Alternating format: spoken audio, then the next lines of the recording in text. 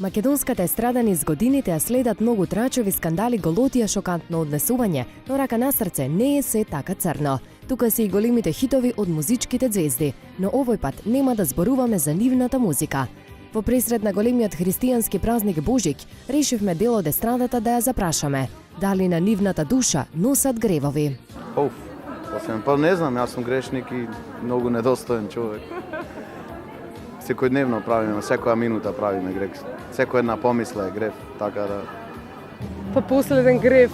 А што е грев? Што мислите, што е грев? За мене грев е кога ќе погрешиш сам, кога сам пред себе ќе сгрешиш нешто, кога знаеш дека совеста ти кажува едноставно дека ова не е тоа што си требало да го направиш, така што тоа се нешта кои се секојдневни. Тоа не е нешто што е црно-бело, што ние го гледаме еднаш, некогаш е фантомски големо. Тоа е нашиот живот и треба да се научиме како да живееме со тоа, но и, драги мои, како да се преобразуваме низ тоа и да стануваме подобри луѓе. Возев малку пребрзо. И цајкано не сакаше да ми е просто. Не се шалам. Не знам, искрено. Имам моменти нормално секојаш на искушение, но тука сме за од грешките, од тие искуства да се поправаме.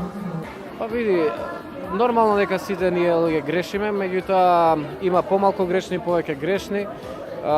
Не се сеќам нешто да сум сгрешил, можеби не знам, искрено да ти кажам што сгрешив. Мислам дека не сум многу грешен човек, да бидам нескромен.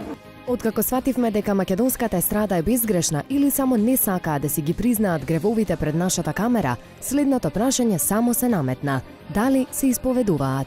Апсолутно, да. Тоа ми е навика честа. Си го поздравам мојот духовен татко, отецот Партени, кој што често сум дел и од Бигорскиот манастир и таму и воедно се исповедувам кај него. Да, сум се исповедала, апсолутно.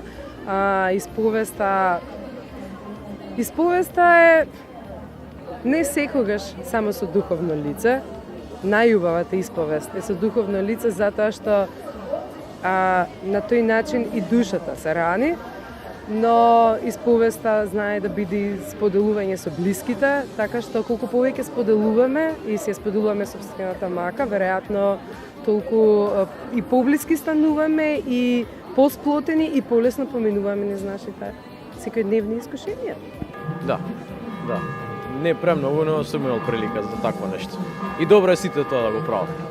Ако ставаме збор за пред отец и пред било што е свештено, меѓутоа еве како што кажав, вечерва ќе отидам и утре со отец Партени ќе побарам да се исповедам и да ме сослуша.